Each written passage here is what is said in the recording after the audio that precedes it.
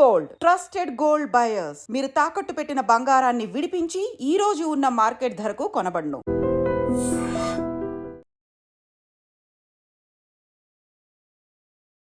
నమస్కారం, welcome to I dream. ధర్మ మార్గం విత్ విజిత కార్యక్రమానికి స్వాగతం.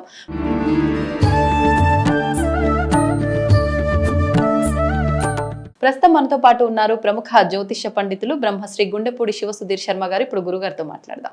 నమస్కారం గురుగారు. శ్రీమాత్రే నమః. శ్రీ గురుభ్యో నమః. గురుగారు, అక్షయ తృతీయ రాబోతోంది మరికొన్ని రోజుల్లో. అక్షయ తృతీయ అనగానే ఆడవాళ్ళందరికీ కూడా మంచి ఉత్సాహం వచ్చేస్తుంది, బంగారం కొనుక్కోవాలి ఇంకా అని చెప్పి.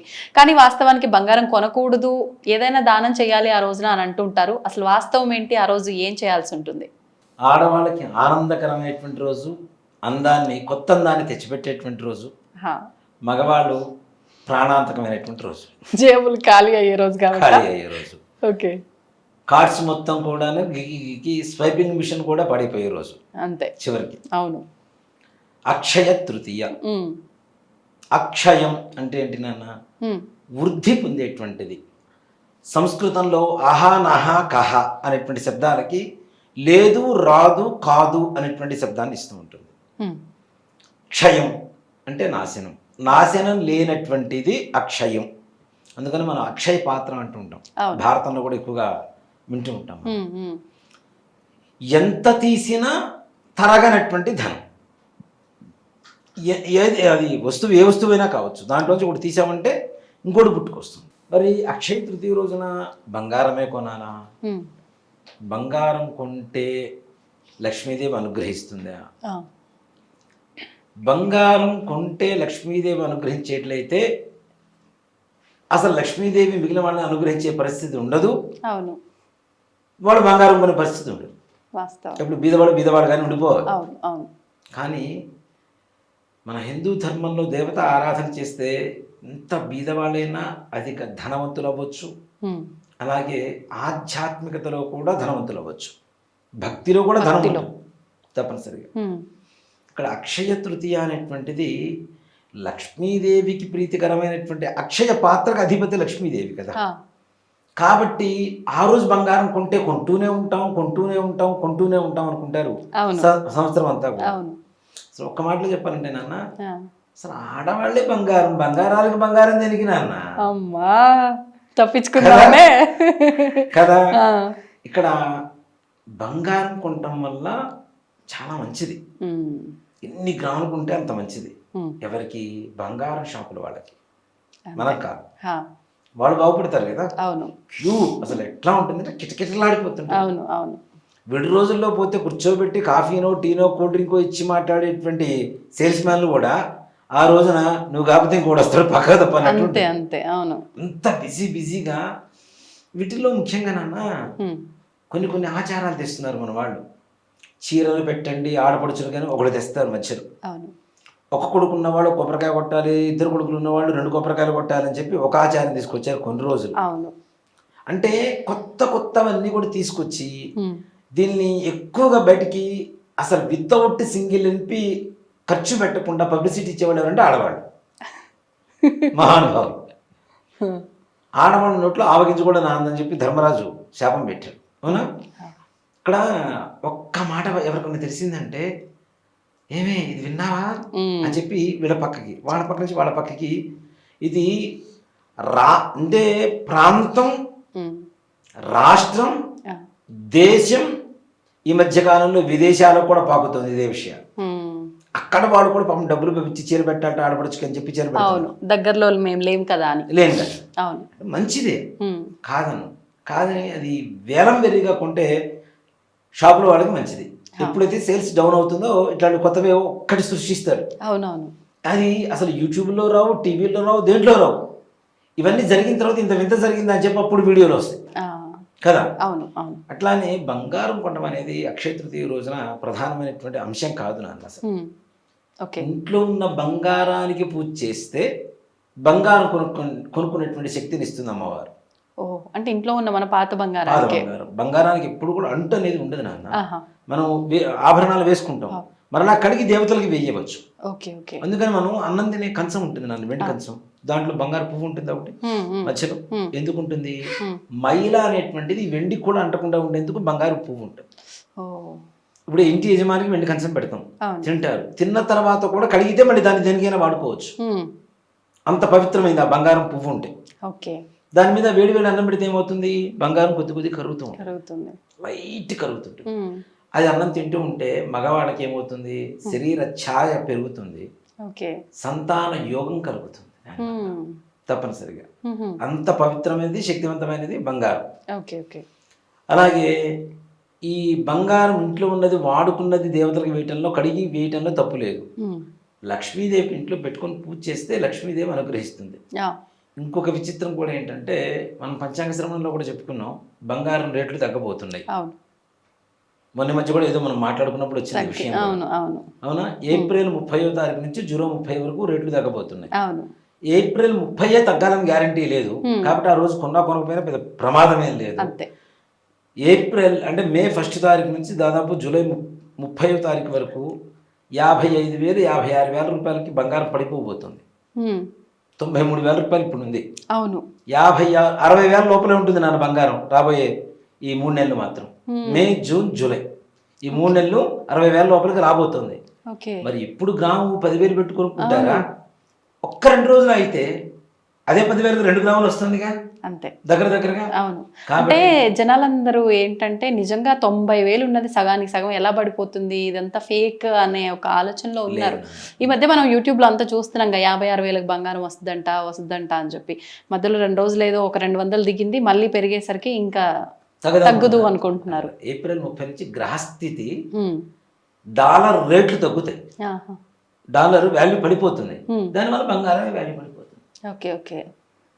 కొనుగోలుదారులు తగ్గుతారు ఇంకా రాబోయే రోజుల్లో తప్పనిసరిగా. కాబట్టి నిజంగా ఒక మాట చెప్పాలంటే, నేను చేస్తున్నది ఒకటే, నా దగ్గర ఉన్న బంగారం మొత్తం అమ్మేస్తుంది ఇప్పుడున్న రేట్కి.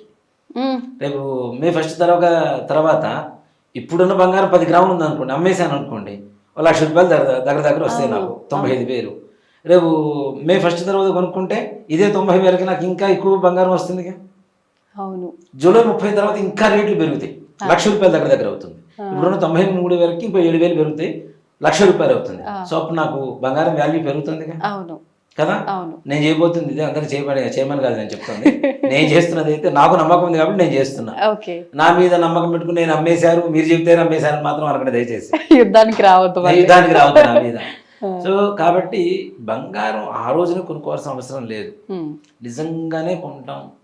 డబ్బు లేనటువంటి వాడు అప్పు తీసుకొచ్చి అది బంగారం కొనుక్కొచ్చి దాన్ని తీసుకెళ్ళి మళ్ళీ తాకట్టు పెట్టి అక్కడ వడ్డీలు కట్టి ఇక్కడ అప్పు తీసుకొచ్చిన వడ్డీలు కట్టి చివరికి అక్కడ వడ్డీలు కట్టలేక ఆ బంగారం ఆక్షన్లో వెళ్ళిపోయి ఇక్కడ వీళ్ళకి వడ్డీ కడుతూనే ఉండాలి. చివరికి వీళ్ళకి అక్షయ తృతీయ రోజున బంగారం కొన్నందుకు వీళ్ళకి మిగిలేదు ఏంటంటే 10,000 రూపాయలు అప్పు మిగులుతుంది. వాస్తవం, అంతమించి ఏం లేదు.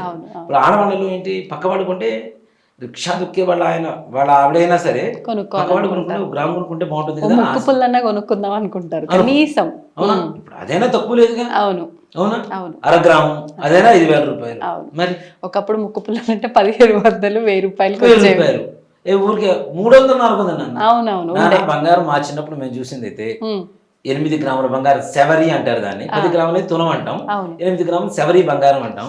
సెవరీ బంగారం నేను చూసిన రేట్లు మొదట్లో 733 రూపాయలు. 733 రూపాయలు 8 గ్రాముల బంగారం అమ్మో అనుకునేవాళ్ళం అప్పట్లో.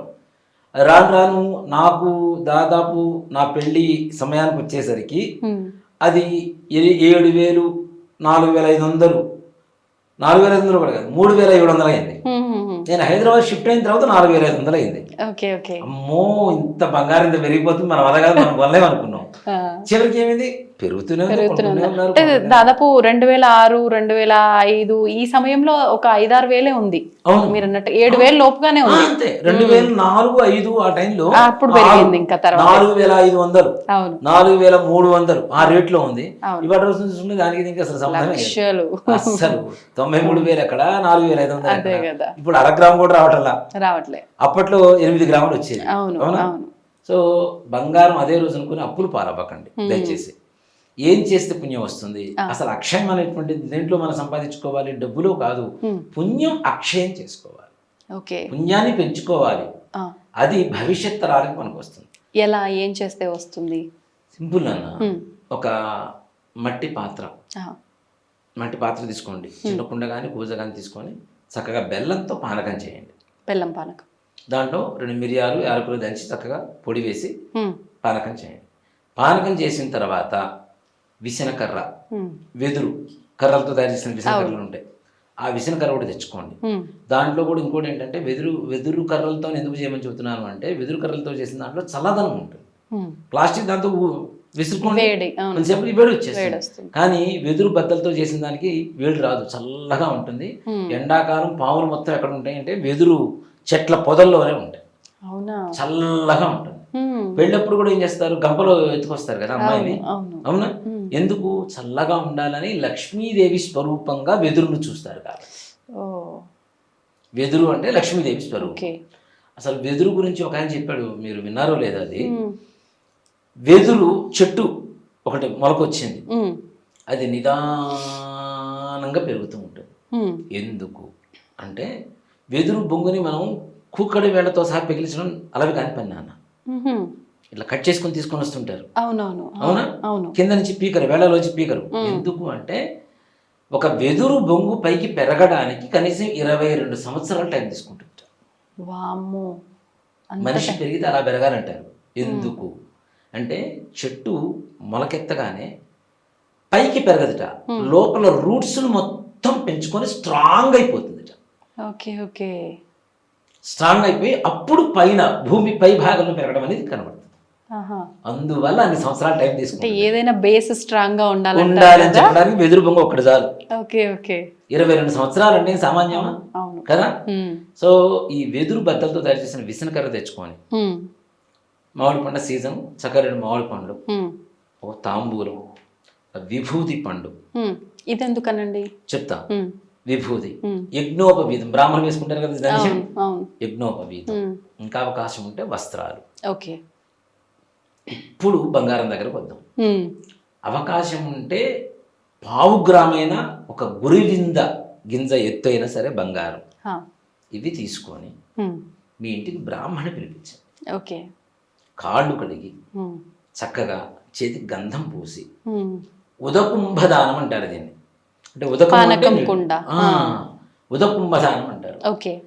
ఏదైతే మనం పాత్ర ఇస్తున్నామో ఆ పాత్రలో ఉండేటువంటి పానకం ఆయన తాగడం ద్వారా మహావిష్ణు స్వరూపంగా చెబుతాం. అక్కడ మహావిష్ణు స్వరూపస్య బ్రాహ్మణస్య అని చెప్పి పేరు చెప్పి మరి ఇస్తాం ఆయనకి.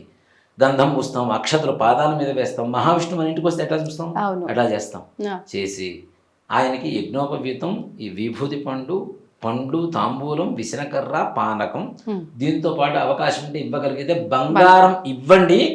అది మీకు అక్షయం అవుతుంది. మనం కొనుక్కుంటే అక్షయం కాదు. ఏదైతే దానం ఇస్తున్నామో మనం బంగారం దానం ఇచ్చేంత స్థాయికి, ఇంకా ఎక్కువ దానం ఇచ్చేటువంటి స్థాయికి ఎదగాలి అంటే అది మన ఇంట్లో ఇంకా ఎక్కువ ఉంటేనే కదా మనం ఇవ్వగలిగేది. కాబట్టి ఇది అక్షయ తృతీయ రోజు చేయాలి. కానీ ఇలా దానం ఇచ్చి, ఇది నేను చెప్పడం కూడా కాదు, పెద్ద వాళ్ళు కూడా ఇదే చెప్తారు. బంగారం కొనటం వల్ల ఏ ప్రయోజనం ఉండదు, ఇలా దానం ఇవ్వడం అనేటువంటిది జరగాలి. బ్రాహ్మణికి ఇవ్వమని చెప్తున్నారు, మీరు బ్రాహ్మణులు కాబట్టి చెప్తారు. బంగారం ఇవ్వకపోయినా కనీసం ఉదకుంభదానం ఏదైతే ఉందో వేసవి కాలంలో వస్తుంది కదా నాన్న కరెక్ట్గా, కాబట్టి ఉదకుంభదానం ఇవ్వండి. దానివల్ల ఎంత ముంతైతే ఇస్తున్నారో దానికి 10 ముంతలు బంగారం మీ ఇంట్లో దాచుకునేంతగా మహావిష్ణువు లక్ష్మీ సమేతంగా మీ ఇంట్లో నివాసం ఉండి మీ ఇంటిని బంగారు ప్రాకారాలతో నింపుతాడు. ఈ విధంగా చేయడం అనేది మంచిది. ఇప్పుడు నిజంగా ఇలా దానం చేస్తే మంచిది అన్నారు కదా అని, లేకపోయినా అప్పు చేసి మరి కొనుక్కోవడం ఎలాగో కొనుక్కుంటారు ఉంటది మనకు అని, ఇప్పుడు నిజంగా దానం చేస్తేనే లాభము మనకు కలిసి వస్తుంది అన్నారు కాబట్టి అప్పు చేసి కూడా ఇలాంటి సాహసాలు చేస్తారు. అస్సలు ఇవ్వద్దు. ఇది దానం ఇవ్వండి, నెక్స్ట్ ఇయర్కి మీరు బంగారం ఇచ్చే స్థాయికి వెళ్తారు. కనీసం అంటే వితౌట్ బంగారం మిగతాదంతా మనం ఇస్తే మరుసటి సంవత్సరానికి కనీసం మనం బంగారం కొనుక్కొని బ్రాహ్మడికి 1 గ్రాము బంగారం ఇచ్చే స్థాయికైనా వెతుకుతాం గ్యారంటీగా. కాబట్టి దాంట్లో ఏమాత్రం కూడా సంశయం లేదు. బంగారం కొనుక్కోవడం తప్పని చెప్పడం లేదు, కానీ ఇదే రోజు కొనుక్కోవాలనుకోవడం మాత్రం వేరంవేరుగా చెప్పుకోవచ్చు, అది తప్పు. సంతోషం అండి, నిజంగా చాలా మంచి విషయాలు తెలియజేశారు. ధన్యవాదాలు. శ్రీమాత్రే నమః. శ్రీ గురుభ్యో నమః.